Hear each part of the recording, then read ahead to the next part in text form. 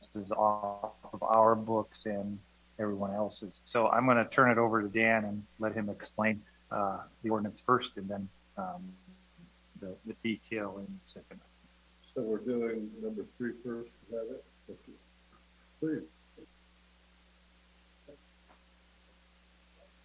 No, you have to push it. Try it again. Fancy red light, we'll push a button.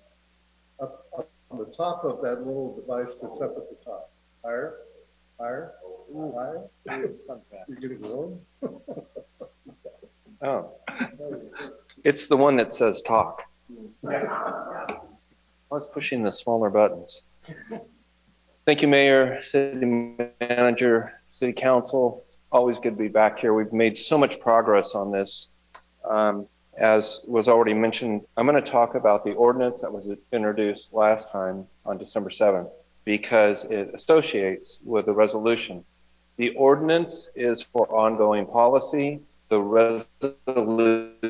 resolution that we'll talk about after the ordinance is a one-time solution to past due amounts. We got to deal with the baggage. But to cover the ordinance again, and really I want to cover some of the background again because it's very substantial. What's happened.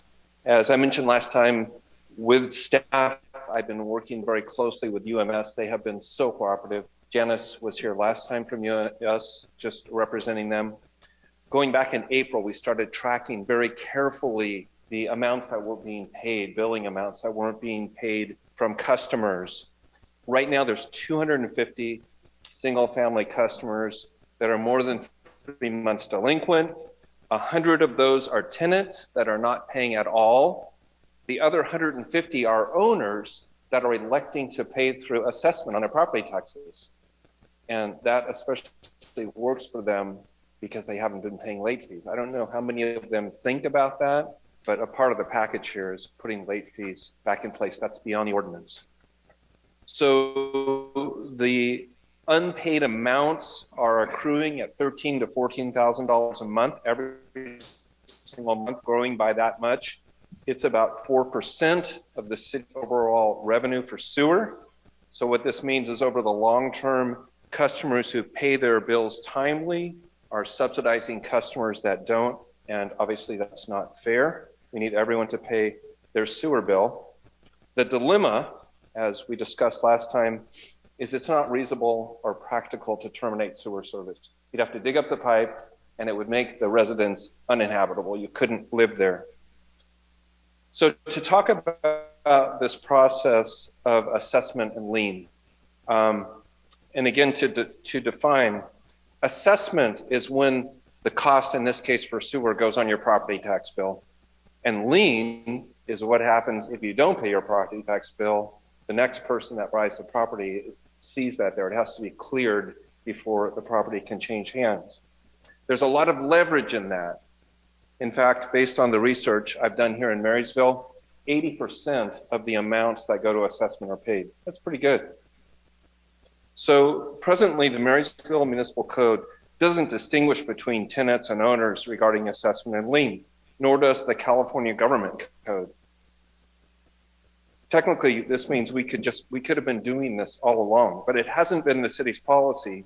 And that's why we're talking about it here, because it's a big change in policy for these people that haven't been paying their sewer bills. As I mentioned last time, and this is important, it's already Recology's policy to assess owners, even if their name is not on the billing statement. They do it every summer at the same time that you do your assessments. And so this is possible because sewer, like garbage, are necessary public services associated with the property. It's a service that has to be provided, unlike perhaps cable service. I don't know, a lot of us might think that's essential too.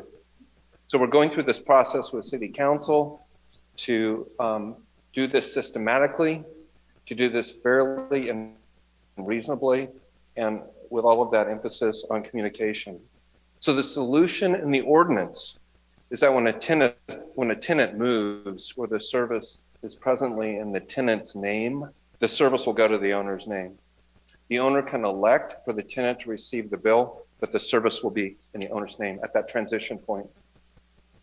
But in a more meaningful way, when accounts are more than 30 days delinquent, that means 60 days since the bill was issued, the service will automatically be transferred to the owner's name and subject to assessment and lien. And that's the real teeth in what we're doing here.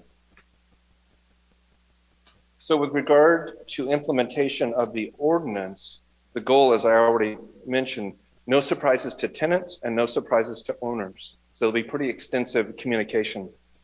We've already sent out 2 letters last year in 2021.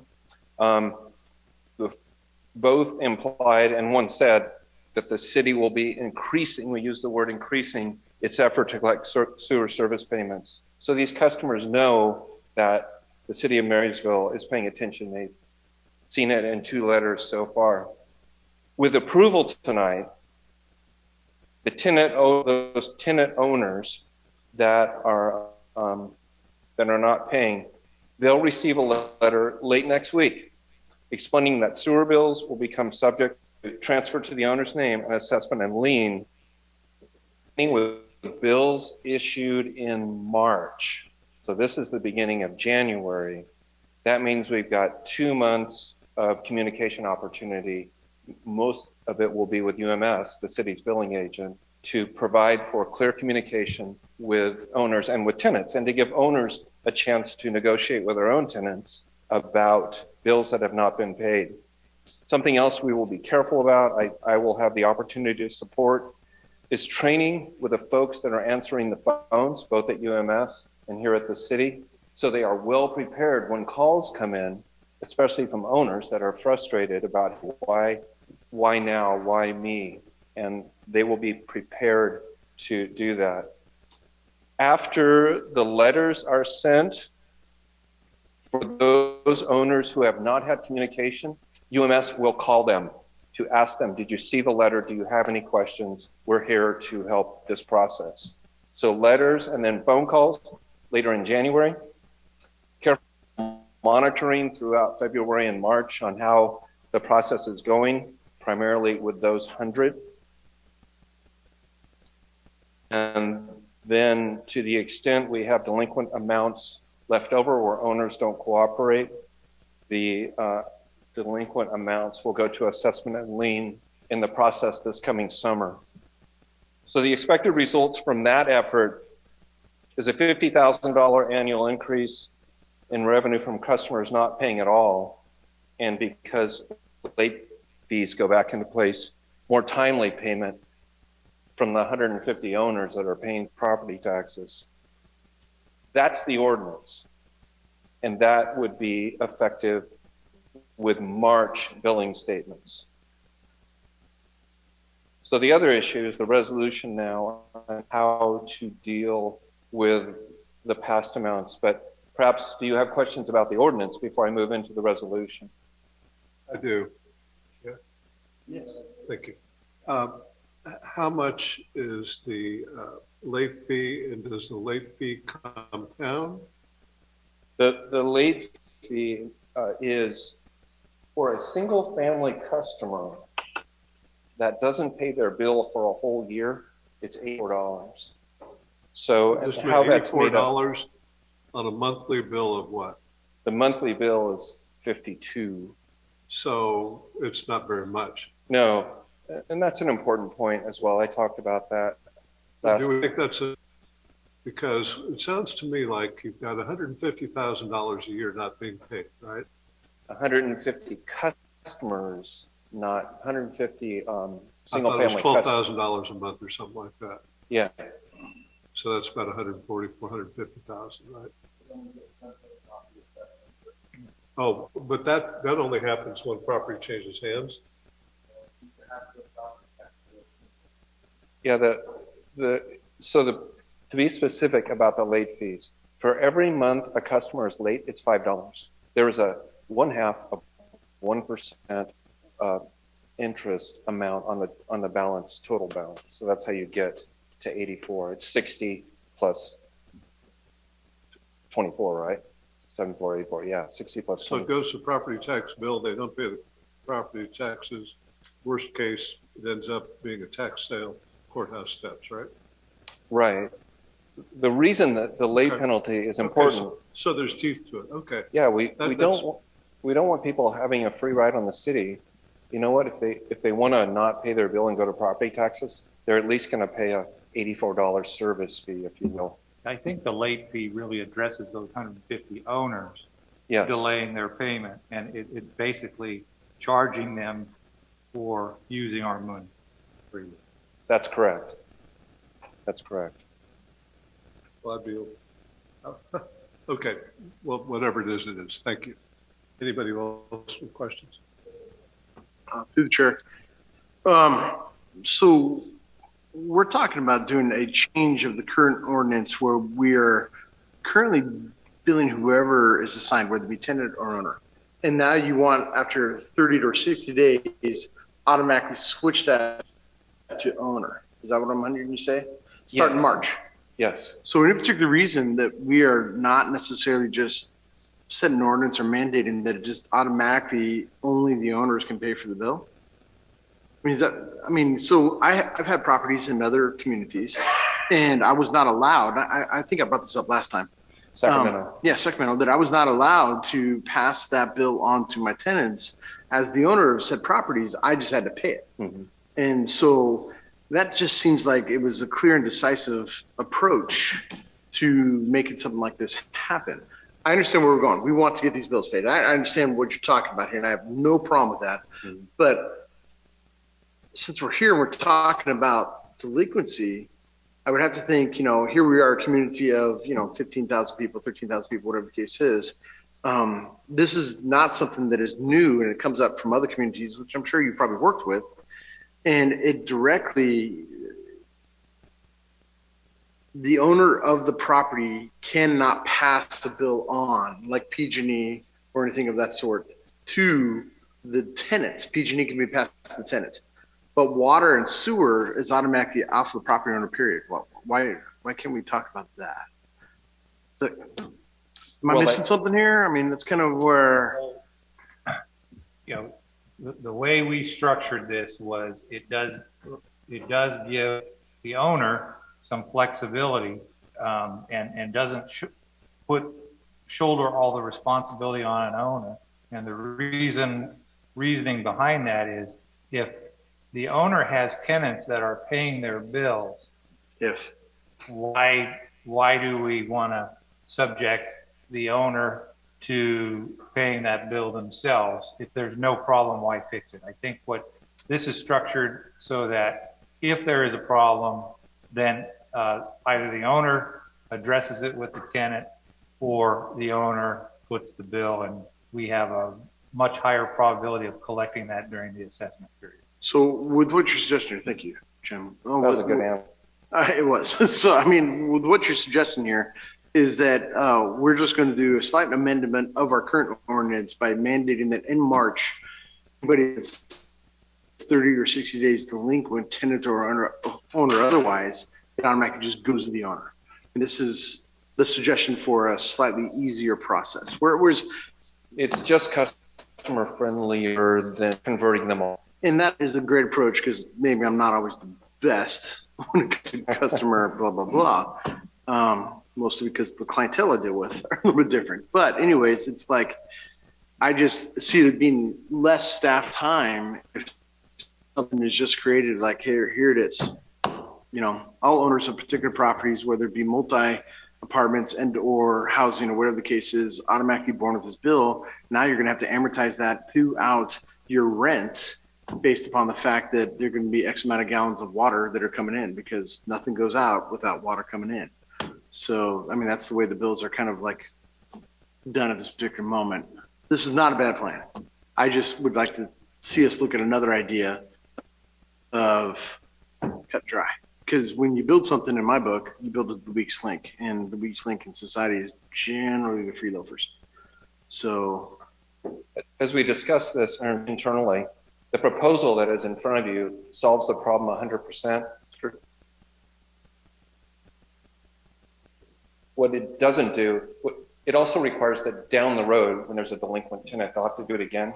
But in this case, UMS does that routinely. They'll just say, oh, it's a tenant. We're switching now to do it this way. It's less work for staff to do this way on your suggestion. The suggestion is less work for staff. Yeah. Okay, I wasn't saying because that was my goal. It's just less work for staff. So if that's what you're saying is going to happen, then I appreciate that, and I will trust you on that. Thank you. I think it's just going to change some internal processes for UMS. So, you know, they see the delinquent bills all the time, and they analyze them. In this case, when they see the delinquent bill, then they'll start the process of switching it to the owner's name. So less work for staff. That's what So let's talk about the resolution. Oh, I'm sorry. Sorry, I'd like to ask a couple questions and maybe contribute a little bit to what you're talking about, Brad. So whenever I see something like this, with my background being in real estate, in particular rental real estate, whether it be commercial or residential, I always think about the landlord's perspective. There's our perspective, which is our staff, right? And the functionality of the process and all these different things. But then there's also the side that we have to take into account of who that affects. It affects the tenant, right? And it affects the landlord. And we're in a state, and we have a lot of cities that keep whittling away at the landlord and opening the door up for the tenant, you might say. So tenants' rights in California are increasing. Landlord rights, property rights in particular, are getting chipped away at year by year by year. You see it go through Sacramento every time there's a whole new gamut of bills in the legislature that comes through. And I look at some of this, not all of this, but I look at some of this as a way of limiting a landlord in how he wants to manage his own property. And we're forcing him to manage it a certain way, which is putting the bill in his name specifically. In this situation where a tenant goes delinquent and then it gets put in the landlord's name, right? What my big concern is, I understand that process, and I understand that a service must be provided, just like recology, and there must be accountability for that bill. So I'm not trying to avoid in any way, shape, or form. What my main concern is, and if I read the ordinance correctly, is that when a new tenant comes in, so let's say I'm a landlord, I own this apartment complex where this lady lives, and she moves out and a new tenant comes in. The ordinance now automatically forces the bill to go into the landlord's name. Is that correct? Yeah, it would be single family, but yes, that's right. So if let's forget an apartment complex, I have a single family home and I put a tenant in there, the bill automatically goes into my name instead of the tenant's name. And I'm automatically responsible for that bill, right? Under the ordinance that you're proposing. Yes. Okay. So there's multiple different scopes in how landlords manage their property. In some cases, in the past, landlords pay all those bills. They pay anything that can be a lien. In other cases, they don't pay any of them, and the tenant pays all of them. Okay? There's different management structures. But what I'm an advocate of is the landlord's right to choose the structure of management that he wants. Now, if that structure of property management causes the tenant to be delinquent and the landlord has to step up through this lien process, I am in agreement with that. But I'd like to see some changes in the ordinance and some modifications in the ordinance that actually gives the landlord the options to be able to maneuver with the tenants in the future and not just be forced to do it a certain way by government ordinance. Because for God's sake, if you saw the rules that landlords have to abide by in California, you just not ever want to own rental property. Well, for clarification, the intent is that the bills can continue to be sent to the tenants even if they're in the owner's name. But either way, like in the recology, the owner is ultimately responsible. Sure. And in Recology, I checked with Rigo, the director over at Recology, and the way that they operate that is that they have the bill in the tenant's name. And if the tenant defaults on the bill, then the landlord's notified immediately that the tenant has defaulted. And the landlord then has options to address the tenant and say, hey, I've got a rental agreement with you. I've never read a legal rental agreement. Brent could probably speak to this better than I can, but I've never read a rental agreement that allows a tenant to encumber a property without consequence. So in the Recology scenario, if the tenant doesn't pay the bill and it causes an encumbrance on the property, then the landlord, according to most lease and rental agreements, has the opportunity to then either force the tenant to pay or remove the tenant from the property and find a new tenant that will pay. Most likely, if they're not paying that bill, they're probably not paying the other bills and rent, right? So it's a vehicle for landlords to be able to keep good tenants in place and remove bad tenants. Does that make sense? Yeah, it makes perfect sense. And maybe I'm oversimplifying about what you're saying, but essentially what we're proposing right here is, with City Council's approval, we're going to start a 2-month process next week of that dialogue between owners and tenants. How are we going to work this out? Sure. But the conclusion of working it out is going to result in all the bills going into the owner's names and the tenants, and the owners never having the opportunity to put that bill in the tenant's name. That make sense? At some point, we'll resume making payments. That's okay too. City just needs to see the bill paid. Sure. So might I interject? So I think Councilmember Bell's concern is not so much in this initial round of switching ownership based on tenant delinquencies. Right. I believe it's, say, a year down the road, we have a landlord whose tenant has been paying their bills, but the tenancy changes at some point. Landlord has not had to enforce anything with the previous tenant. They get another tenant in there, but that triggers them to suddenly have to pay that bill. Mm-hmm. And that might be seen as the, for lack of better terms, the overreach that council member is concerned about. And I've just thinking this through in my head up here. If the tenant is doing a good job of paying their bills and the landlord's got a good record of the tenants paying their bills, there's no necessary reason to change that. But my concern, probably the majority of landlords. My concern would be, and perhaps we can make some minor modification to address this, would be if the owner a year from now has had a track record of bad tenants not paying their bills, I would not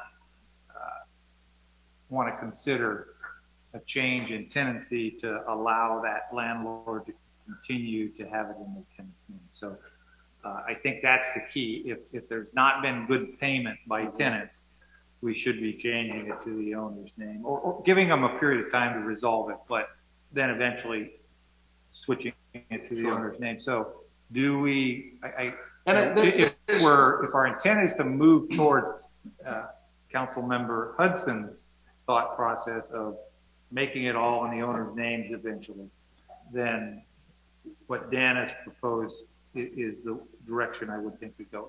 If we're not concerned about having them all in the owner's names and collecting it on the assessment and lien end, then we could say, oh, we don't need to change it into the owner's name if their bill has been paid over time in a reasonable manner. Yeah, I agree with you, and I understand trying to take it from you know, case by case is in you're talking about, but there's deeper ramifications on landlords in this than it's simple for us to talk about just the simplicity of it. But understanding investment real estate and understanding commercial real estate and multifamily real estate, there's a bigger picture of this in which we're forcing a landlord to take a cost of the property onto themselves that in normal cases they would put that back on it. And in their bottom line dollars, that cost goes against their income, right? And that income on the property. And that ultimately affects the net overall income that those properties generate, which then affects the value of those properties. This is a model. I'm just going to run some numbers here. If we set this as a model, and let's say there's a 100-unit apartment complex, and we say this is the new model that we're in. I know it's single family now, but these things always end up going into the next tier. That's $5,200 a month cost that a landlord's now being burdened with that the tenants are not paying, okay? And so then that comes out to $60,000 a year against a landlord's income on that 100-unit apartment complex, and that could change the value of that apartment complex by 7-digit numbers, and that's real. I'm not making that up. So there's a ramification to this on whether the tenant pays for it or the landlord pays for it. It's going to have a big impact on how people invest in real estate in Marysville. And I just don't. I believe that the landlord should have the option in moving forward. Understandably, you've got a bad tenant that's not paying the bill. The landlord needs to be responsible for that. Okay, but when a new tenant moves in, the landlord should be able to put that bill or have the tenant put that bill in their name, not be forced to put it in their name. And I don't have time to do a commercial real estate course here, but it can have real ramifications on investment real estate. Yeah. That got way too complicated over my head. I think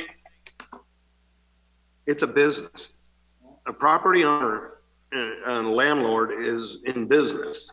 There's costs that are associated with that business. So I actually agree with Councilman Hudson that I think it would be simplified to only go to the owner. Now, the only downfall of going to the owner is in California, if they put rent restrictions on how much you can there are rent restrictions on how much you can increase your rent, then it might be difficult to just say, okay, it's $52. We're going to put $52 on the rent, and now you're going to pay this more, but you don't have to pay it direct. I still think that's the best way, but I wouldn't want a landlord to get stuck that he couldn't raise the rent to do that because of rent controls. So that being aside, I'm a little confused when we're saying it's in the tenant's name, and then it's going to get put into the landlord's name. I mean, it's really not where the account name is in. Yeah, it's the responsibility. It can be in the tenant's name forever. Yeah, you're not confused at all. That's exactly correct. Again, the example of ecology, they don't care. We're just trying, really with the owner versus tenant name, we're just trying to be proper, I would say. Yeah, I mean, I don't think it needs to change. It's just the ultimate responsibility has to be with the owner no matter what, in my opinion. City Attorney, do you have an opinion on that one, owner name versus tenant name with regard to assessment? The ordinance does a couple of things. On page 2, it says on or after the effective date, new accounts go in the owner's name. And there is a difference between being personally liable and paying a lien.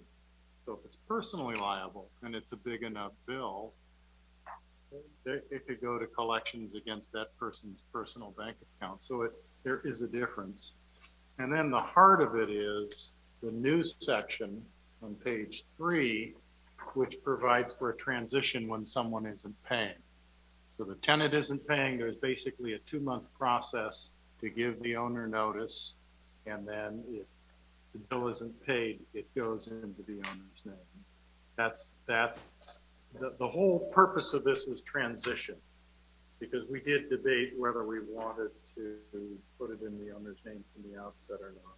And the whole goal is to collect those delinquent amounts that aren't being paid by the single family tenants. So there is a difference between it being a personal obligation or just a loan. When would it ever become a personal obligation? If you don't, Talking that from a city. Yeah. That if we're not going to go after them personally. I want to go back. So what we're talking about is, I'm not sure how you're saying it's going to become personal, where we're going to go, it would depend what the city does. We're not going to go after them personally, and we would never go after them personally. That's a little different than putting a lien on the property. That's two different things. no, we certainly could go, anybody who has an account with us that isn't paid, we can go against them personally. But that's not what we're suggesting here. Oh, no. We're not suggesting that. So I'm trying to keep that out, because we're not really suggesting that. We're suggesting I don't know why it couldn't be in the landlord's name, but sent to the tenant in their name, and they would be responsible. And then it's already all in place if they don't pay, to then follow up with the. Yes, that's correct. And the landlord and the tenant under this configuration can agree on that between themselves. Hey, I'm the landlord. I'm legally responsible for this because of the California code, not even what the city of Marysville says. But the landlord says to the tenant, I'd like the bill will be in your name, and or the billing statement will come to you for you to pay, and that's fine. UMS can deal with that all day long. And we provided for that, but let me say something. We can go after people personally, usually by assigning it to a credit bureau to collect. And it can affect a person. No, okay, hold just a second now. Yes, we can, and that is there to do. It's not being. But we're not suggesting or putting that into the ordinance to do it that way. I think that just gives us another option that we're not intending to exercise. I think the teeth that we're talking about here is twofold. One is we can put it on their tax assessment and collect it at the end of the year. Number two is we have a late fee so that we can collect interest on our money. And per Dan, 80% of those assessments are paid at the end of the year. It's much better than what we're doing now. I think one of the things I saw when I got here, though, was there was perhaps a misunderstanding that we couldn't assess the property owners when the bill was in the tenant's name. And I think we rectified that through some research and ecology's input. So I think that's something that's changed dramatically, is that we realize even though the bill might be sent to the tenant, we can still assess the property owner at the end of the year. Yes, that is correct. Yes. No, that's good. Thank you. Quick foundation question. Are there any rent controls in place that would keep a landlord from passing this along? Annually, under current law, annually, a landlord may raise rent by 5% plus the consumer price increase to a maximum of 10%. So something between 5 and 10%. So there's some room. Yeah. At a minimum, 5% a year can be increased. And then if there's a new tenant, there's no limit. They can set the rent wherever they want to for a new tenant. Okay, that's interesting. Thank you. Just a quick comment on that. Go ahead. Our folks at the state, HCD, are consistently pressuring us to provide more rent control related ordinances that would not be favorable to property owners. Just not yet, but that pressure is on there. Thank you. And so the sewer and sewage disposal fund, that's an enterprise fund, right? Right. Enterprise funds, takes me back to when I counted days. Enterprise funds are usually for activities that could be conducted by private enterprise. It also includes airports, which are a little bit different, but these sort of things. So we're operating a business here. We need to get paid. I don't have any objection to anything put in here. The one thing that caught my attention is Councilman Bell's comments about if this were all shifted and the landlord could not raise the rent, then it would undermine the income and have an impact on the value. But let's see, if it's $50 a month, what is that the average residential charge? 52. 52. When I was knocking on doors during the campaign, some not very big houses were renting for $2,000 a month. So there's room in most circumstances, I presume.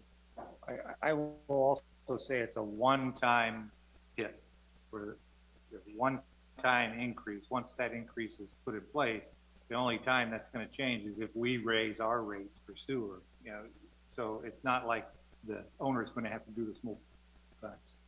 One time for the property, and so effectively, we're nudging landlords, owners, to build this into their rent versus To the chair. if I may, sure. Thank you. I said effectively the impact of this is we're going to be nudging a lot of situations for the landlord to build this into the rent and pay it him or herself. And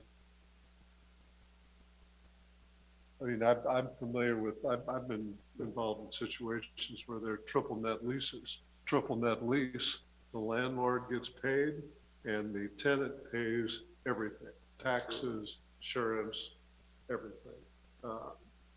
I presume in a commercial situation where most commercial situations, you're not going to have a problem. It would be in a multi-tenant situation where you could have a problem. So after hearing these problems or these concerns, let's call them concerns right now, what's your reaction to this?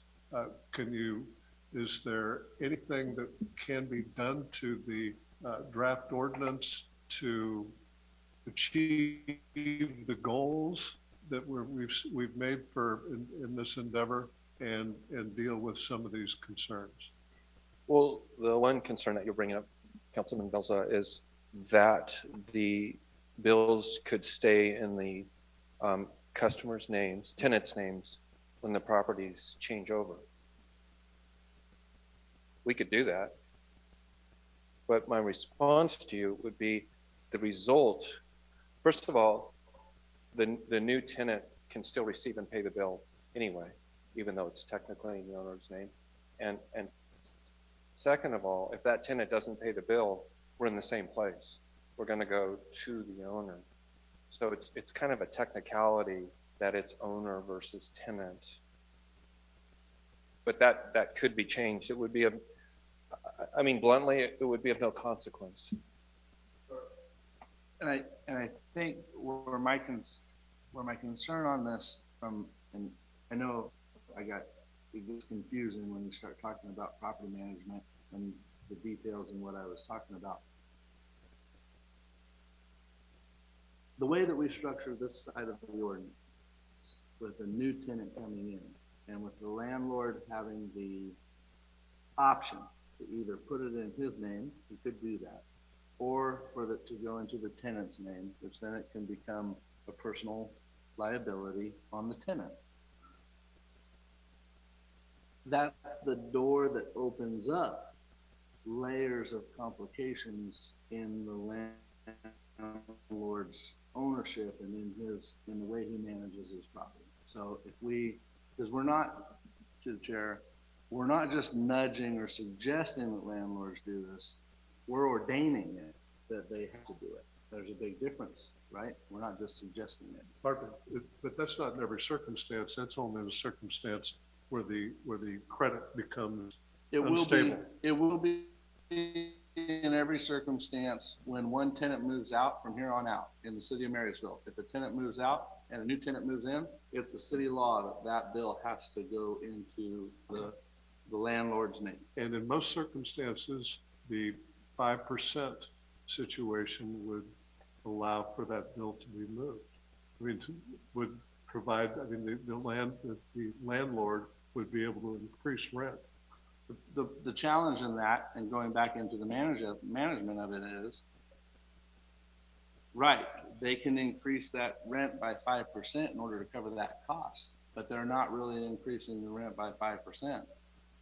They're not gaining 5% more in rent because they're using that rental increase that's allowed within inside the rent control. It's a wash. It now becomes a wash. So they didn't gain anything in the rent. The landlord didn't, and it's their business to make money on their rents. Am I making sense with that? No, I understand that, but I don't see how a landlord is prejudiced in that situation. The net income percentage doesn't change. I mean, it changes because total revenue and is matched by revenue increase is matched by a cost increase. But I mean, again, I don't want to get into an argument. I just think we are an enterprise fund here. We're acting as a business, and the business model has a problem with collections, and there's been a lot of effort put into developing a solution to the collections. Sure. And I don't have a problem with the way that we want to go about collecting it, right? We've got these past dues both in the ordinance and also in the resolution, right? I'm in agreement of going after that. The one caveat that I have is in how it moves forward from here, which is that one little sliver that says in the future tenants has to go into the landlord's name. And that's the one part that opens up the door to cause management issues for landlords in the future. Through the chair. And so When he's done. So that's my big hang up on it, right? And I agree, Mr. Mayor, we are in business in enterprise fund and we prefer this. But these landlords are also part of our constituency. They own real estate here, they pay real estate taxes here, and I feel an obligation to stand up on their behalf because I don't think that section of this ordinance is fair to the landlord. Well, Councilman Belza, let me touch on that one more time. In this scenario where we're going forward and a tenant moves out. And by the way, in Marysville, it's all about single family. It's not apartments, because apartments are, the bills already go to the owner. So it's really the single family group. I want to just respond again. Your concern, again, is that as time goes forward, a tenant moves out, UMS says, oh, tenant moving out, we're going to switch it to the owner. And you are concerned about that part of it. That's what you're saying. Yeah, right? so that's a cost to the property, okay? Yeah. And that is separate from rent. That's a completely different category, completely different line item. Mm-hmm. So if we put it in an ordinance that says the landlord has to take that cost on themselves, then we're telling the landlord how he has to run his property, how he has to manage his property to this tenant. And that is another little tooth chipping away at personal property rights on somebody's rights and how they manage their property. Do you see? Yeah, I'm he's not trying. looking at it from the city's You should be waiting here. Okay. Well, do you see it, just one more clarifying question, Sure. and I'll stop, but do you see it differently if in that same scenario, the bills for sewer can continue to go to the tenant? Because they probably would if the past tenant is in good standing.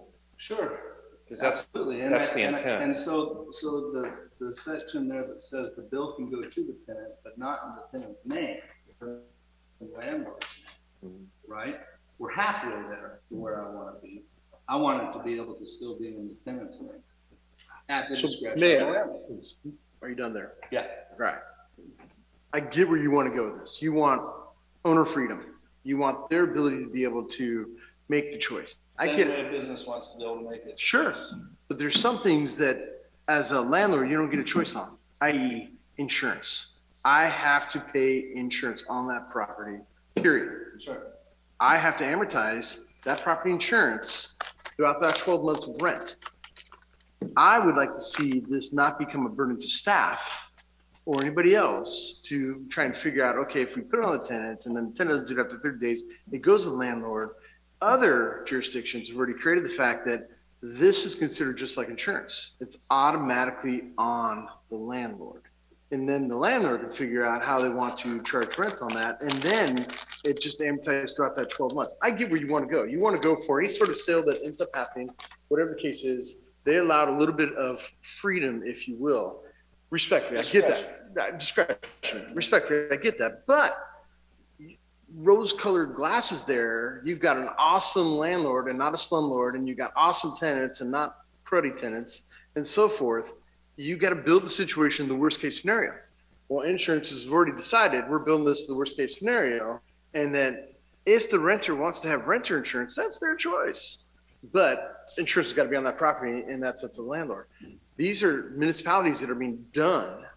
I get it. I don't want to get too much into discussion on this. We can go back and forth. Let me just finish, and then I'm done. I appreciate what you're doing here. You sold me at less work for staff. At that point, you need to come across. I get where you want this. Think that we can move on past this real quickly. Go with what has been suggested, and then as things develop in time, I'm a firm believer of building the situation to the worst case scenario. You got to always look at it. I mean, I don't got rose-colored glasses. I think I'm a decent landlord. Okay, but I do not always get the best of tenants, no matter how 3-page rental agreement or 30-page rental agreement.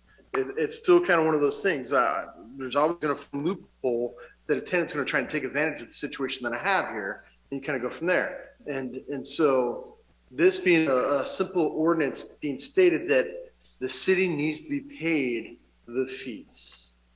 And we can always hope that we've got good people that are going to go into a contract agreement and so forth, but we can't. So the direction we're going is a good step, in my opinion, and then I'm done. So that's all I got. Yes, sir, I'm done. Thank you, sir. In addition to insurance, the property owner, the landlord is burdened by property tax. And that has to be paid. And that's an obligation of the owner. And we're shifting a additional item over, and when you got a new tenant, there's no limit on what you can do with the rent. You can raise the rent as much as you want. New tenants, there's no limit. To the chair. Please. What? I think we're getting all over the place here, so I'm trying to bring it back simplified. If it goes in tenant's name, what difference does it matter if we move it into the landlord? That's right. So it doesn't really matter whose name we move it into, does it? It's a formality. I mean, again, Mr. City Attorney, how important is it? Ecology doesn't think it's important. Wait, I'm answering your question, but California Government Code doesn't think it's important. Yeah, so if we went the way Councilman Bells is requesting here, nothing changes in what the procedure will be to collect, with the exception of the title on the bill does not get into the landlord's name, correct? I don't think it's that simple. Okay. if I don't pay my bills, my credit score goes down. Mhm. I think owners care about their credit scores, even if they eventually pay it 12 months delinquent by way of assessment. Mhm. The other thing is owners are in a position to take care. And I'm not trying to defend the ordinance. I mean, I believe counsel and Belza, whatever three of you want to do, we'll write it however you want. So I'm not trying to defend it, but it does make a difference in my mind if the owner has to pay the bill as a primary obligation. And so I wouldn't want my credit score affected by me not paying my ongoing bills. And those things do get reported. Mhm. So I think it means something. So there's an incentive there I think so. of putting it into the landlord's name. Looking at it from a operational standpoint, we would likely get better results in timely if everything is under the owner's name. They just tend to be more stable on paying their I agree. bills. So in the end, we are going to collect it at the assessment time from the owner. This just might smooth things out operationally if we go in the direction of everything in the owner's name. From a collection standpoint, and trying to recover the costs, I don't think it's going to make a huge difference either way, as long as we assess them at the end of the year and they can pay. So just to summarize, doing it that way, if it goes in the landlord's, it's going to get sent to the tenant's paying it, everything's fine. Now the tenant decides not to pay it, the landlord's going to be responsible with either paying for it or going on a lien on his taxes. And then it's between him and his tenant for him to collect the loss, right? Correct. Which is taking us out of trying to collect a loss with that tenant. Okay.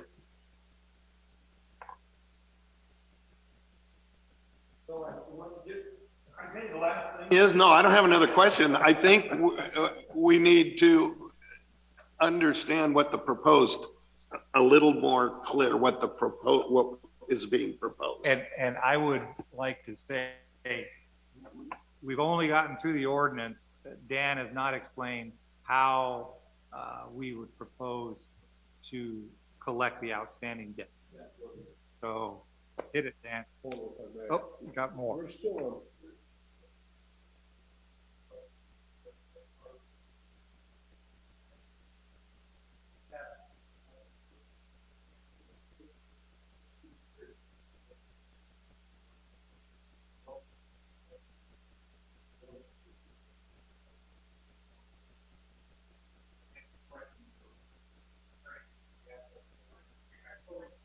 You need to vote on 3 before moving to 7. You don't, but 7 is irrelevant if you don't pass the ordinance, because we'll have to regroup and come back with a new collection scheme because it was all premised on the ordinance. And I would like to, my desire is to have the ordinance passed in some form tonight so that we can move forward with collections. It's not overly time sensitive, but based on the timing and a sense, we want to make a decision. Let's jump back into the process. I've neglected and skipped over public comment on this matter. Jennifer, do we have any public comment?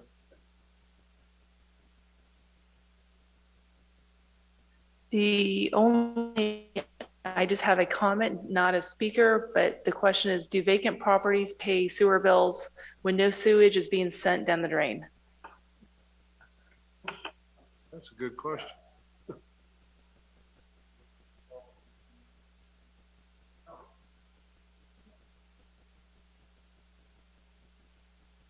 If the tenant calls and This has is a this, vacant lot, she said. Wasn't that the question? oh, vacant lot. No, Vacant property? no, you don't get. No, the answer is no. You don't get a bill. No, the answer is no. So the No. answer to that question is no. Yeah. I have it and I don't get a bill for it. Yes, There's no sewer Any to other it. public comment? No other public comment. Thank you. So I will reread, actually read for the first time thoroughly. Number 3, amending portions of chapter 6.04 of the Marysville Municipal Code entitled Sewers and Sewage Disposal. Recommendation: pass a motion to waive the second reading and adopt ordinance number 1438, amending portions of chapter 6.04 of the Marysville Municipal Code. And barring any further comment from the council, Make a motion to approve. we have a motion approved. Do we have a second? I'll second the motion. All in favor? Aye. We'll have to do a roll call vote.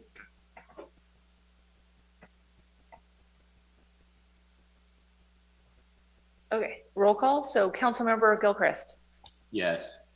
Councilmember Belza, No. Councilmember Hudson, Yes. Vice Mayor Buttacavoli, Yes. Mayor Branscombe. Yes. Okay, now we move on to note 7. I'm going to read it first, if I may. Item number 7, sewer customer one-time delinquent payment policy. Recommendation: pass a motion to adopt a resolution, an appropriately numbered resolution, providing a one-time policy to manage delinquent sewer billing amounts directed at tenant-occupied properties that have not been paying ongoing sewer bills. Sounds a lot like what we've been talking about. Yes. Staff is to present this first, and then we'll ask for public comment, then we'll get into council questions and comments, or any additional council questions and comments. Did you want to go back over this, or? This is new, yes. Okay, please. So we have an ordinance now going forward.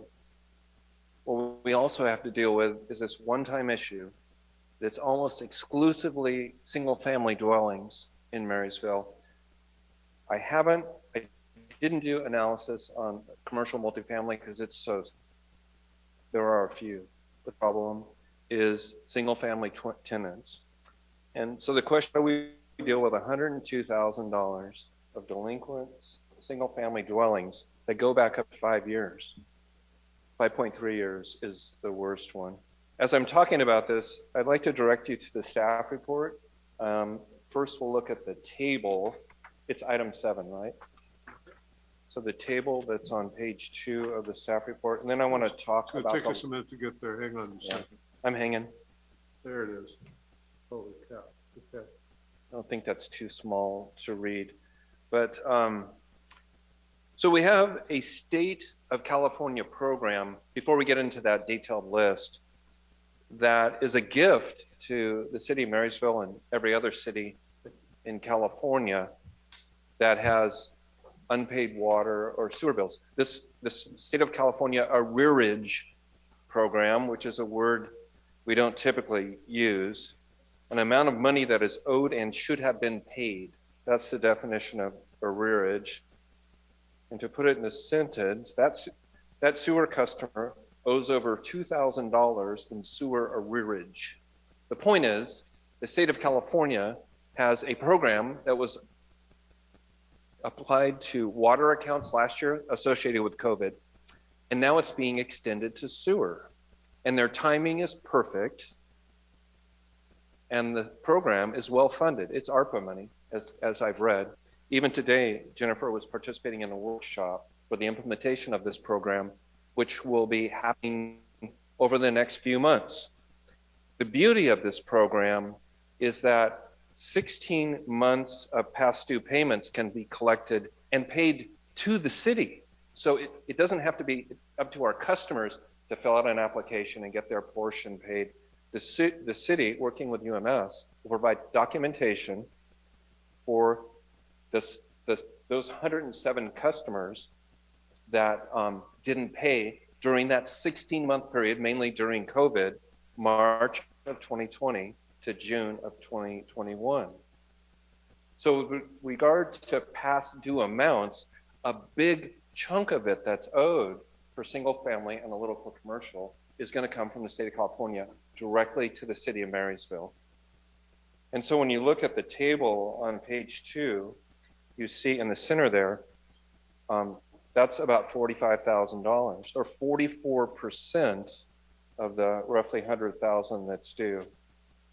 And in this table, what I've done is I've broken the $102,000 into 3 categories of how we deal with it.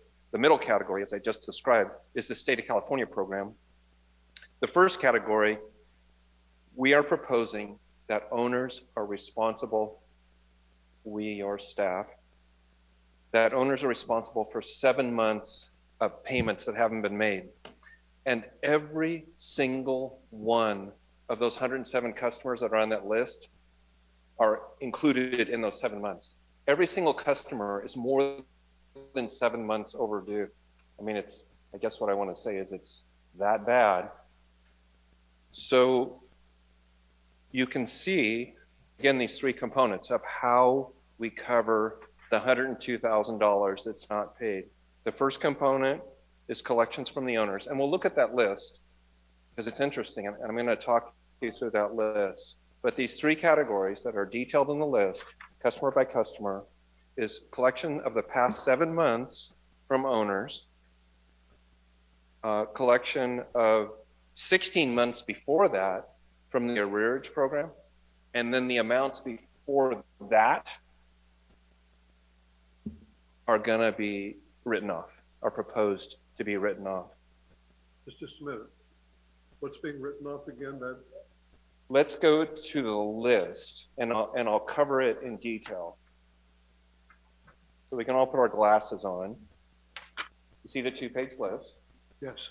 And you see, of course, I have covered customer confidentiality. So on the 2 pages, there's 107 lines. Each line is for a customer.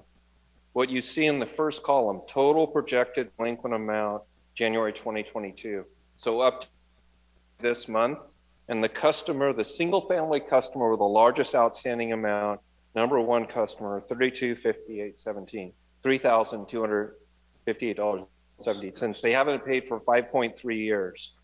And if we just look at that first customer and go across the row, you can see that I've identified 7 months we'll ask the owner to cover, and that amount is exactly $363.51. And how did we come up with the 7 months?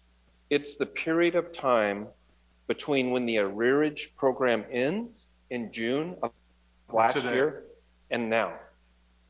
So it's that gap after the state program provides funding. It is somewhat subjective. And I need to say that because the goal of this whole thing is to try to be as reasonable as possible with owners, assuming the tenants aren't going to pay. So as I move across, again, customer number 1, about $3,200 is outstanding. We're asking the owner to pay $363 of that. The arrearage program, based on that 16-month period, will pay $825. In this case, for this customer, the worst of them all, we are proposing that we're deeming uncollectible about $2,100. Why would we deem it uncollectible? Reasonable, to be reasonable, because one thing. Well, hold on. This has been a deadbeat for 5 years. It hasn't paid for 5 years, and we're just going to waive it off? Well, you're exactly correct. The challenge. So that makes a sucker out of anybody who's been paying their bills. Well, the challenge that we have to consider together is we can assume the owner is clueless, perhaps some of these, that their tenants are not paying their bills. And for us to show up and say, here's a bill for, $3,000. I can guarantee you if this was a private enterprise, that's exactly what they did. This is a subject for discussion, Mayor. I'm not disagreeing with you. It's 18,000. I don't want to use only with an $18,000 number. It seems like, To the chair. If I'll keep my time, but please. Yeah, I question. just have a question on this one particular person at 5.3 years. And Brent, you might be able to speak more clearly to this than I can, but I think the way property tax liens work is the lien set against the property, but you can't force the tax sale until the lien's 5 years old, right? It's up to 5 years old. My question is this is 5.3. Why have we not?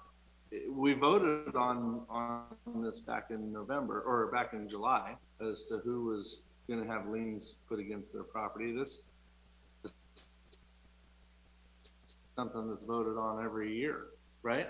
These are tenants though, and the city's policy, unlike ecology, has been to Well, leave.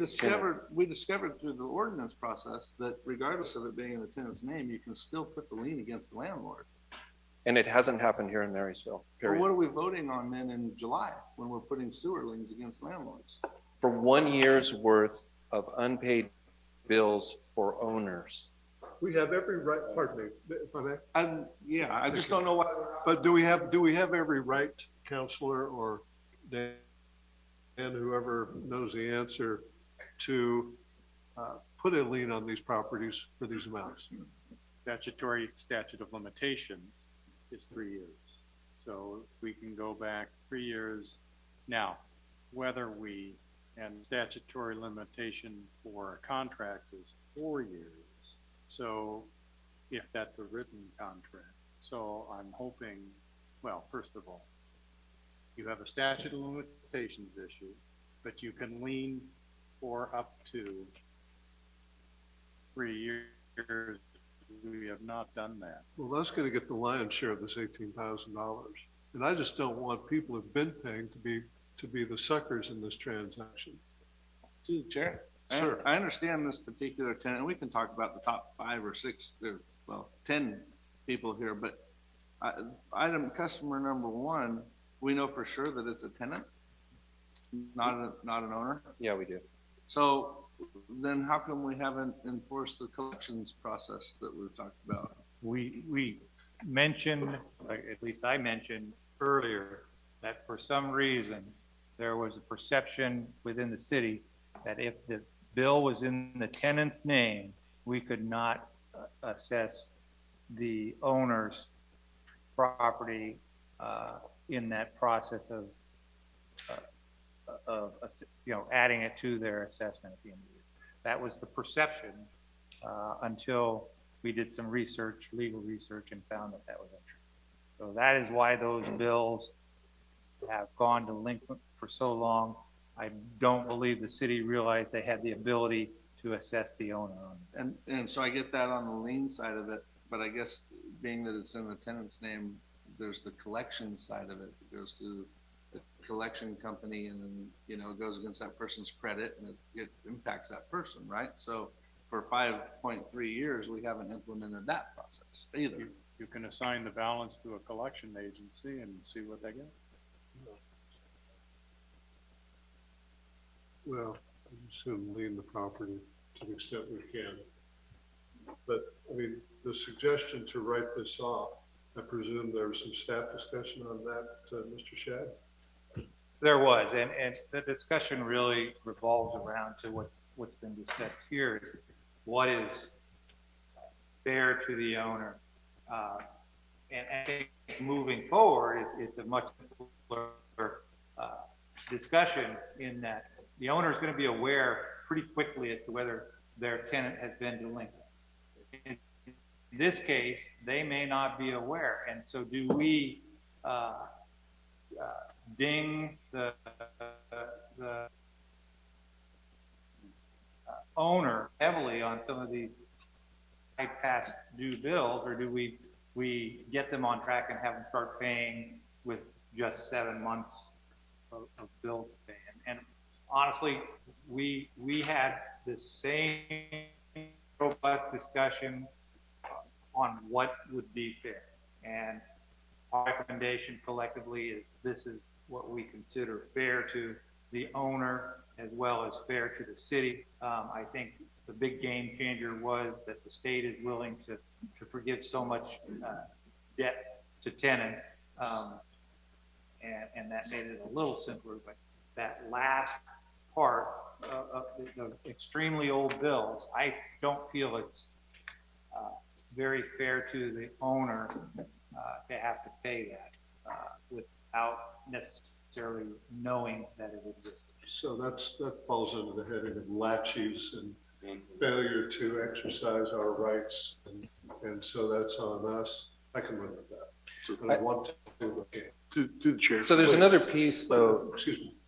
Sorry, Dan. Yeah. So it sounds as though we've now passed an ordinance where this is not going to be a problem from this day forward. We've passed an ordinance tonight that this is not going to be a reoccurring incident, that we're going to have delinquency of 5+ years or anything of that No, that's sort. correct. Yeah, this is an ongoing way of handling this very effectively. Right. Because of that ability to assess. Because of the ordinance that was passed prior on item number 3. Yes. Okay, thank you. So because of the fact that, whether we were sitting there with, no pun intended, bro, but, rose-colored glasses, whatever the case is, it's the landlords had no particular clue for whatever particular reason that these were being levied upon them. Here we are, Mayor, and you said it correctly, is you can live with it at this particular point, as long as we don't ever let it happen again. That's where we're at tonight. I think the process of assessing property will prevent it from accumulating like that. Yes, as long because as we follow that process. this is saddening, sickening that it's gotten this far.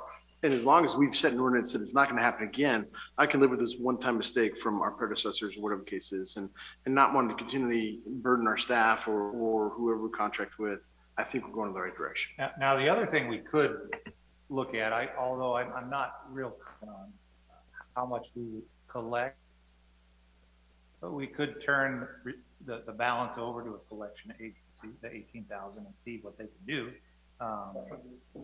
That would come with a fee as well if we take it over to a collection agency, and they're going to take a percentage of whatever they think they get out of it. Yeah. Right. And so, that may not necessarily be worth that aspect, but if it however you wish to make that happen, I just think from this particular point, we've set an ordinance that should not happen like this again. We're not punting the ball. It's just, we've got to address the situation that's accumulated thus far. And here we are. I wish we did full payment, but there are quite a few individuals, whether slumlords or just absent-minded or whatever the case is, here we are. So thank you. I get this. So there's one more piece to this strategically. The approach in the resolution is to notify the owners and invite them to pay the 7 months, share with them, this is the letter that will go out, share with them that we will be taking advantage of the arrearage program on their behalf, and those amounts, when they're received, will be credited to their accounts. Share with them, provided City Council that you agree, that we're going to waive for those top customers those amounts that are way old, and share with them that if they do not elect to pay the 7 months and pay the ongoing bills, that the entire amount will go to lien, except for the arrearage amount. So there's the design and incentive, so those people that are dealing with this at UMS primarily, we're trying to be reasonable. The city, as you've observed, hasn't paid attention to this for a while, but I've had the privilege of working with your staff for a few years now with rate studies and sewer agreements and refinance, and this is great. We're here now and getting this part cleaned up. It's a one-time cleanup. UMS has done a great job, but the point is that's the other key component. If the property owners don't participate, the entire amount, except the arrearage amount, will go to assessment, and provided we can stay on the timeline we're on now, it'll go to assessment this summer, which is a reason for moving this forward. Our timing is good to do effective communication with tenants and owners the next couple of months, let the dust settle, and then be prepared for the assessment stage this summer. Oh, I'm sorry. One more thing. Just a minute. I think you might have this thing sold. Are you sure you want to keep No, it's selling? not. It's a correction to the resolution. The date, I'll just cover it. So items 1, 2, and 3, and thank you, by the way. When this was originally written in sections 1, 2, and 3 of the resolution, it identifies beginning with February of 2022. The recommendation is that becomes March, not February in the resolution, such that owners become responsible in March and not February. So we have 2 months. That was intended, but it's not what's written in the resolution itself. The scrivener's error in the draft, is that it, Counselor? You can simply correct that with incorporate the correction into your motion. There's nothing that'll stop that. Okay. Thank you. And have we done public comment on this, Jennifer? There's no public comment. Thank you. That's good news. Okay. Will of the council. I'd like to make a motion to approve with the change in the draft going from February to March of 2022. We have a motion. Do we have a second? I'll second. All in favor? Let's do a polling. Okay. Councilmember Gilchrist, Yes. Councilmember Belza, Yeah.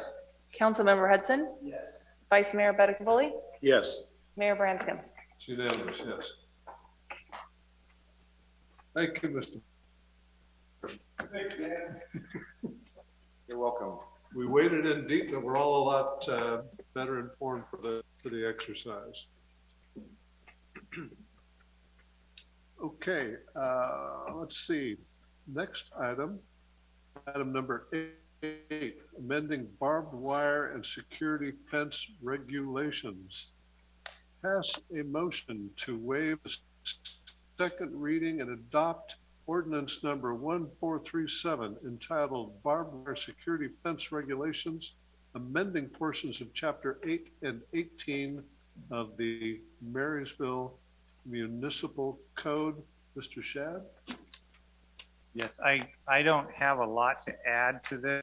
I know the last meeting, we had some discussion on the initial reading.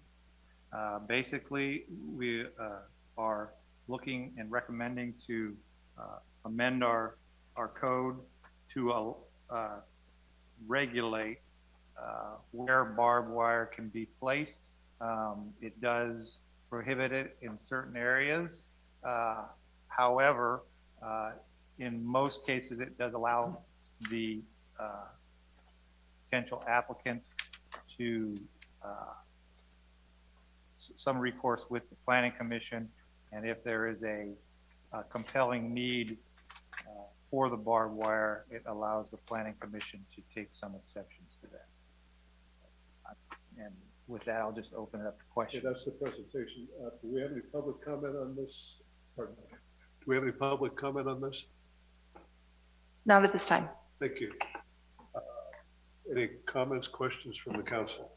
Through the chair. Please. So what you're saying is that we leave this up to the discretion of a case-by-case scenario through the Planning Commission and not across the counter by staff.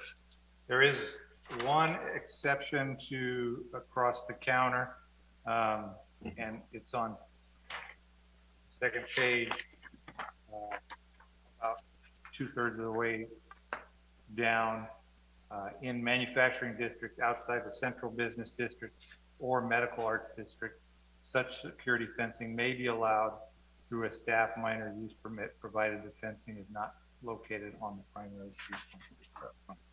So that again comes up to discretion of across the counter. Yes. And so hopefully, I trust our across counter people. I'm just kind of saying they have an understanding of the geographical area, whether it hits the medical arts district and or, I'm sorry, I missed the other one. What was the other one? Medical arts district or central business district as set in our historical overlay. There are some properties that could potentially, that currently have razor wire and so forth. We've allowed that to happen from pre-96, but this is ordinances specifically for new. So there's two parts to it. One is for new applications, and then the other is existing. And so In the medical district, central business district, basically, here's what it states. When considering an application for such fencing for any property in the central business district, medical arts district, and any commercially zoned property, the commission shall look at several items and decide whether they're going to allow that. For existing barbed wire, that would only be looked at if there was a complaint or somebody complained to this, saying that there's barbed wire in their area. And the existing barbed wire or concertina wire, whatever it may be, in existence at the time of the ordinance of adoption and located in historic district boundaries must show evidence of architectural review or the city approval, or it shall be conclusively presumed such fencing does not comply. And then Presumed by who? by the planning commission. By the planning commission, not staff across the counter. Okay, so, I mean, I get it. Barbed wire is not exactly appealing to look at and so forth, but the action that we are setting forth is that if it's not approved by either across the counter or by planning commission, or we allow for anything in between. They and is Kathy out there? Maybe bring her in, because when we start talking about historic, I'm not sure exactly what's allowed, but in this case, if this is specifically for barbed wire, as far as what the alternatives might be in location, I know that in the historic district, what else might be acceptable. Okay. Kathy, good to see you. Thank you. I get it. This ordinance, as our city manager just stated, most about concertina wire and barbed wire in the historical overlay and so forth. If that is not allowed either by the planning commission or across the counter by staff, it's been quite some time since I was on the planning commission. I don't remember the exact situation as to what are other options besides if we're not allowing barbed wire or concertina wire. Is there anything in between? Because I get it. Wrought iron fence is phenomenally awesome, but it's also phenomenally expensive. So there's got to be something in between. I apologize because I'm not up to speed on the barbed wire Sure. ordinance, but I think for security purposes is what folks are trying to get at, and Yes. the concern is the cost and trying to be compatible with the historic district. So I don't know of anything else that would provide security like a barbed wire fence, but certainly standard fencing could be looked at to secure areas. But that would be something if someone wanted to come in and maybe have variance, they'd go to the Planning and Historic Commission to look at what their options are. Thank you, Kathy. My concern being, and again, trying to build things the most worst case scenario, because that generally life's a bit easier if you can figure out for the worst case scenario. I feel as though I'm reminded when I went to, other countries that can either A, do wrought iron fencing, or B, afford concertina razor wire. They did like shards of glass and things of that sort of the top of the fence line and all that kind of stuff. It's, they're trying to protect their property. Right. And so, there are three places right off the top of my head right now that are in downtown area, not too far off the central business district, but are within the historical overlay that have barbed wire. And, I believe that at least one, if not two of them are pre-96. So they may or may not be exempt from having to change it out. But if I was to, buy a piece of property and start, within the process of the zoning, store hundreds of thousands of dollars worth of equipment and so forth, I would like to be able to protect it without spending hundreds of thousands of dollars on a fence. Yeah, again, I kind of off the cuff because I'm not up to speed on the ordinance. But I'm thinking of Sacramento. I have seen standard fences where they put the kind of cross, I wouldn't call them spikes, but some metal things along the top of the fence. So they have the aesthetic appeal of having a regular fence, but at the top, it's not as kind of harsh looking. I'm a little unfamiliar with that, so I'd be curious to see what that looks like. Yeah. But I get it. This is kind of a discussion, as I understand it right now, and kind of going from there. I just hate to, which is easily doable in this setting, create utilitarian rules across the board of what we expect and so forth. I have concern, that's all. And I'm just trying to figure out if there's other options within it. And if this conversation tonight means that we are not allowing, or if we're just going to leave it up for case-by-case scenario through either staff across the counter and or planning commission. Is that where we're at right now? The best way I can describe it is generally not allowing it, with the caveat that they can present it to either the planning commission or over the counter in some cases, and state their case, and the planning commission will make a judgment on whether there's a need for them. I like that. I just, again, thinking about our officers, brothers in blue, that are trained to hop fences and so forth. And if they see constantly, they're not going to hop the fence. But if there's some sort of hidden something on the other side of the fence and it screws up our personnel, I have concern over that. Okay. It's like they're going to grab the top of the fence and they're going to slice all their fingers right open or ride it right over it. And my I guess where I'm at a loss, and I wasn't trying to put Kathy on the spot, but you are. I did. I was more interested in if there are, what the requirements unrelated to barbed wire fence for approval of fencing in the historic overlays. That I think might have a bearing on what can be put in beyond wrought iron. I'm not aware of too many other alternatives beyond wrought iron that provide good security. A picket fence or something like that just doesn't typically cut it. So I think when, using the Sacramento example as reference, if somebody brought in an alternative that we're not aware of, I think it would have to pass muster through the planning commission from the security fencing standpoint, as well as the historic overlay cosmetic aspect. Correct. And in that situation, what we're looking for is anything that wouldn't detract away from what makes that historic resource important. So something that could still function for security, but not detract from the feel of that historic resource. And I appreciate that. I think kind of where the conundrum is from my personal point of view is, what is that something?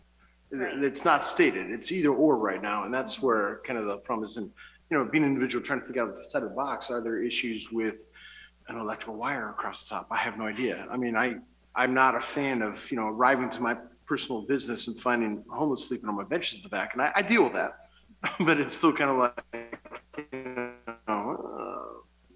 wire is cool, but it's, I get it. I was just kind of curious what other options were besides barbed wire, as opposed to the most expensive, which wrought iron is awesome. Don't get me wrong. Right. Could I afford it? I probably would do it. But yeah, so if we don't have anything stated is my concern, or allowable to variable, that's all. That's all I got. Thank you. We can't make an answer for that. I thought I'd voice that. To the chair.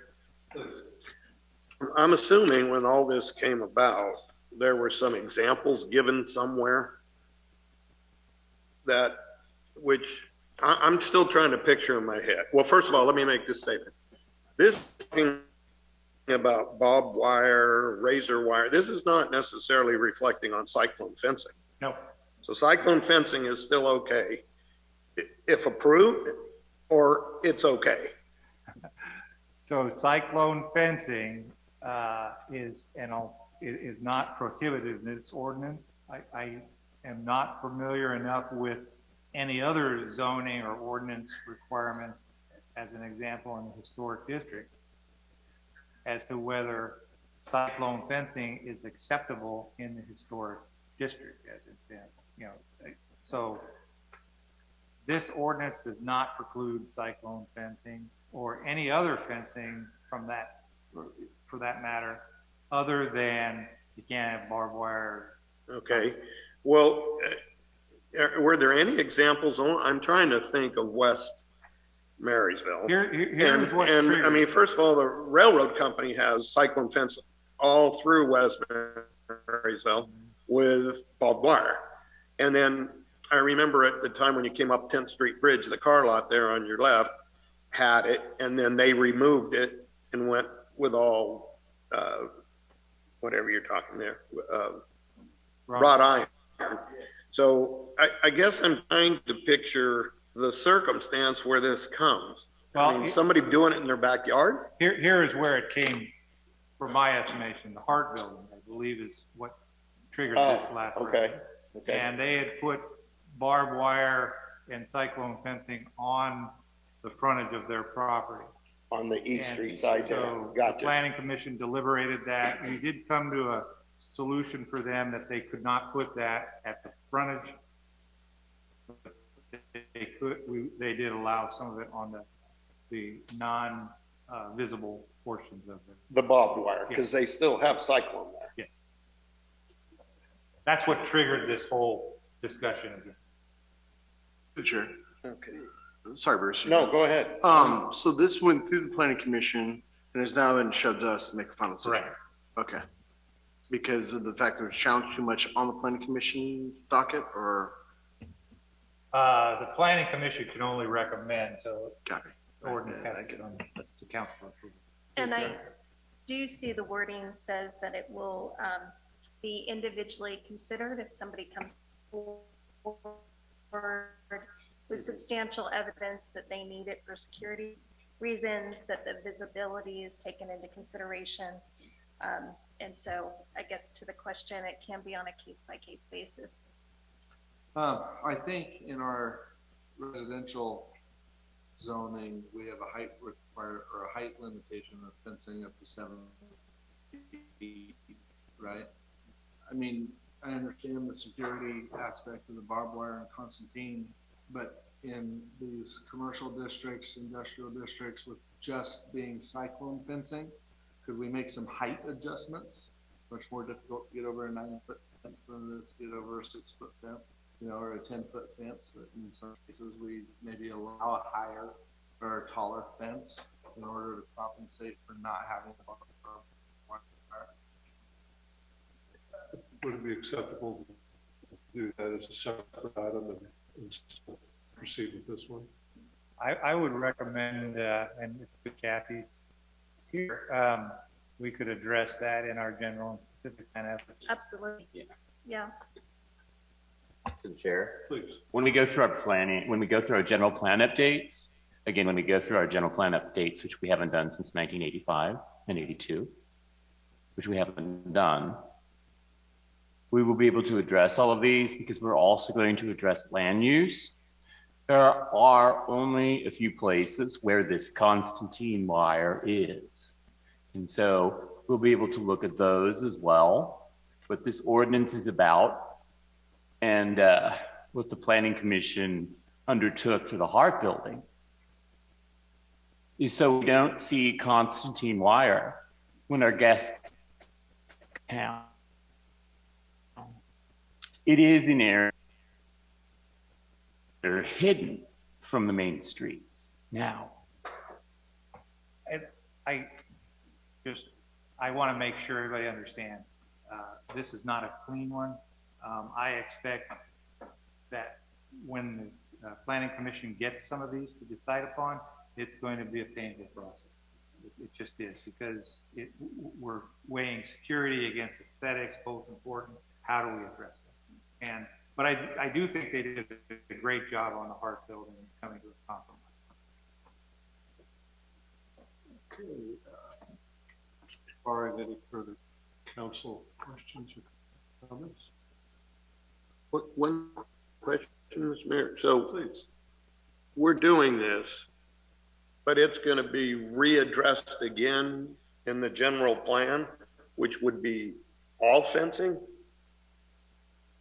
I think what the general plan and the specific plan will give us an opportunity to do is to look at everything comprehensively. So I'll make a note about looking at increasing the height in the industrial and commercial areas. And so we'll look at that as a package to see if that makes sense. The specific plan will have photographic examples of what is appropriate to go into those areas. So hopefully that helps. So the ordinance is going to say no barbed wire, no blah, blah, these things, but it can be exceptions by going back to the planning commission. It's flexible. Okay. That's fine. Very good. I need to reread it. Okay, barring further comment, questions, amending barbed wire and security fence regulations, pass a motion to waive the second reading and adopt ordinance number 1437 entitled Barbed Wire and Security Fence Regulations, amending portions of chapter 8 and 18 of the Marysville City Code. What is the will of the council? So moved. We have a motion. Do we have a second? Second. All in favor? Aye. It's unanimous. Okay, committee appointments. I have a quick question. I have opening on in terms of the planning commission members, and I see Councilmember Gilchrist has an appointment. I had an appointment in mind. Do they have to individually be noticed in advance? Each councilman has to appoint a member without concurrence of the rest of the council. Well, I know, but does it have to be agendized first? All you have to do is make it known, so you could make it known during the council comments. However, the mayor has two, I'll call them technical appointments. Yes. Those do require council concurrence, and that would have to be agendized for another time. So is this your freebie? This is a freebie. Okay, then you can announce you can make known your appointment. And it's a wonderful appointment. Okay, you can make that known when you get your council comment. Okay, we'll save that for council comments. Committee appointments, Councilmember Gilchrist.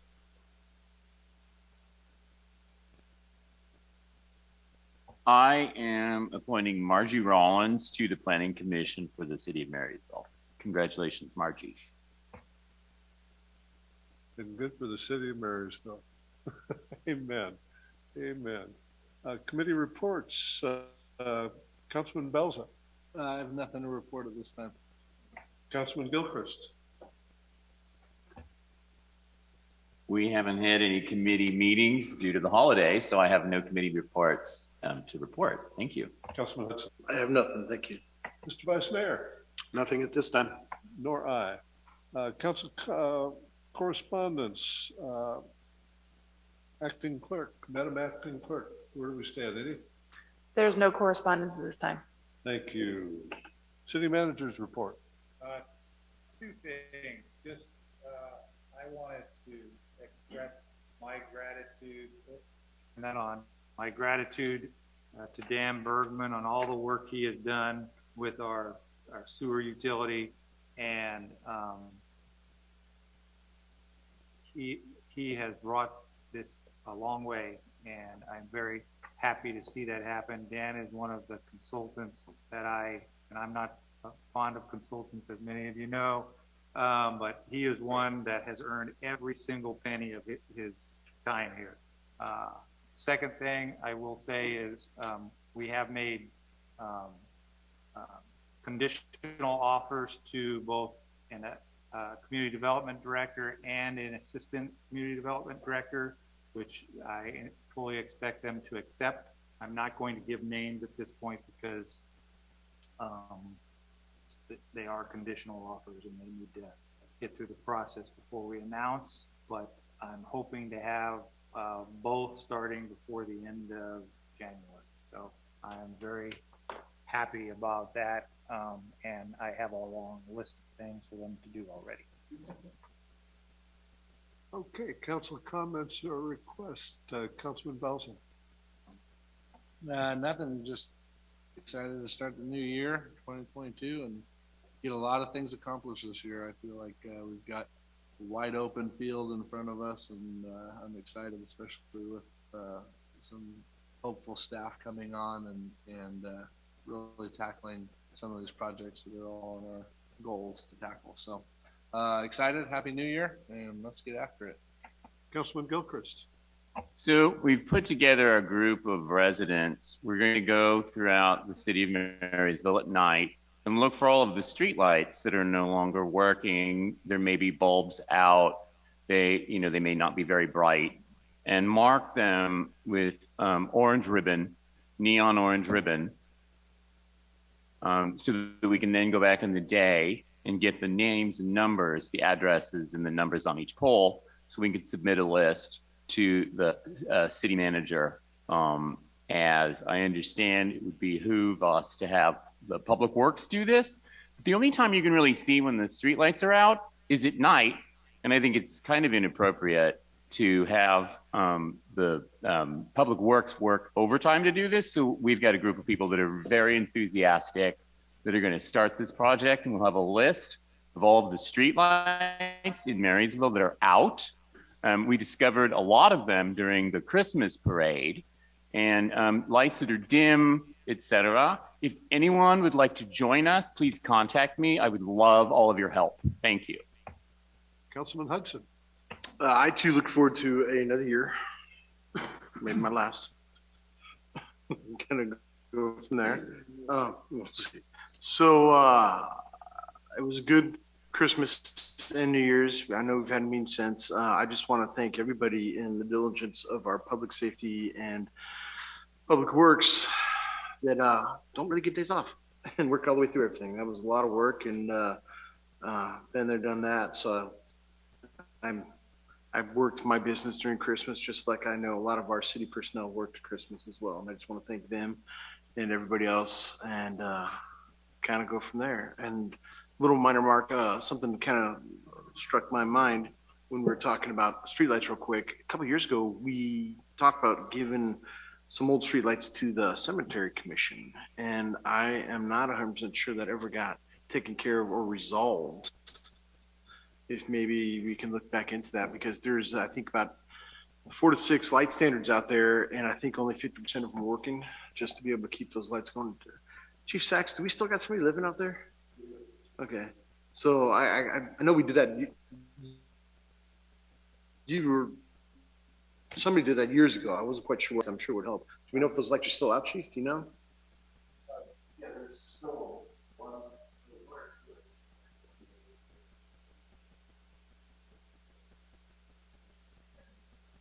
Yes, as a brand new.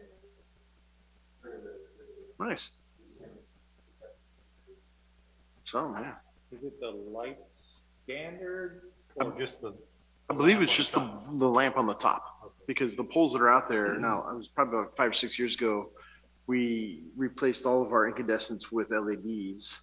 And I thought we were going to take a bunch of the incandescents and put them out there, but they may have been trashed since. We can take a look at it, and there might be options to get LEDs out there. It would be, I mean, it's just, the cemetery only gets thought about in bad times. It's something that crossed my mind right now when Stuart brought it up. So, Okay.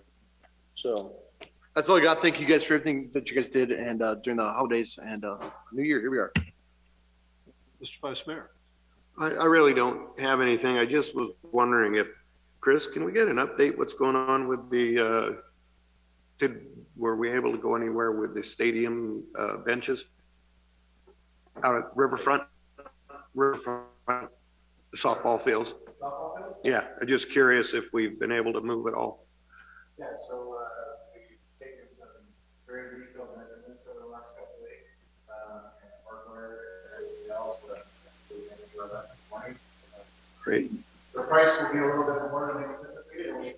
The original quotes on the mere fact that we have 7 small little benches that are out there, and that'll be replaced on the braces and the blades. So we're actually in the process of getting quotes now. It's on the fast now. They're going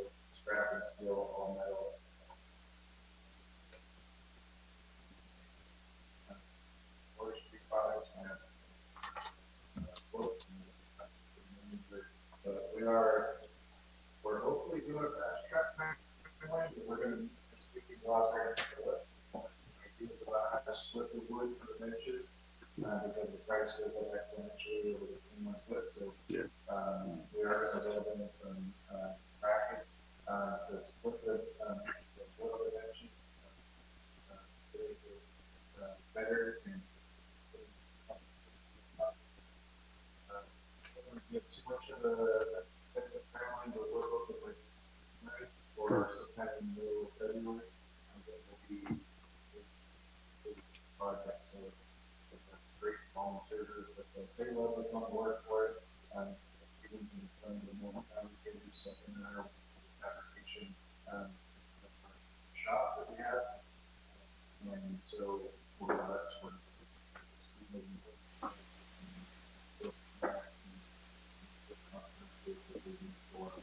Okay. Great.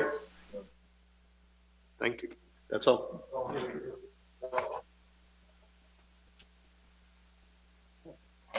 And I will defer my announcement on a planning commission member until I can properly agendize it and do it with the proper fanfare. I don't think there's a planning commission meeting this month, is there? No, they're not in So, January. okay, so we'll be okay. Okay, the next regular meeting of the city council will be held Tuesday, January 18th, 2022. That's 6 p.m. Okay. And acting clerk, do you have something to read? Yes, I do. So after the closed session, the city council will leave council chambers and the meeting will be adjourned by operation of law due to lack of a quorum. If there is any reportable closed session action, a report will be made at the beginning of the next council meeting. I ask that after closed session items, descriptions are read by the mayor, that all members of council, applicable consultants and staff join the closed session meeting. Thank you. We'll be adjourning the closed session. If anyone would like to comment and you are attending the meeting in person, there's no one here in person, or via Zoom, you can raise your hand. Whether you're here in person or attending via Zoom, when called upon, please give your name. Clearly for audio recording, request to address your comments to the council and not to the audience. Is there anyone who wishes to speak to these items? There is not, Mayor. Thank you. And I will read the two items. First item, pursuant to Government Code Section 54956.9, Conference of Legal Counsel, existing litigation, paragraph I of subdivision D of Section 54956.9, name of case, City of Marysville versus California Department of Transportation et al. For writ of mandate in the Yuba County Superior Court. Second item, pursuant to Government Code Section 54956.9, conference with legal counsel regarding anticipated litigation, one case. Okay, thank you for attending. Meeting's adjourned.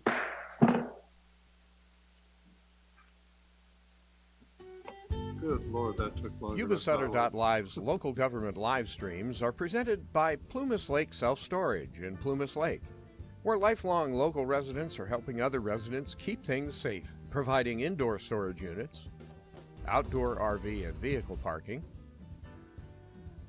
moving supplies, and Penske truck rentals. Details at plumaslakeselfstorage.com.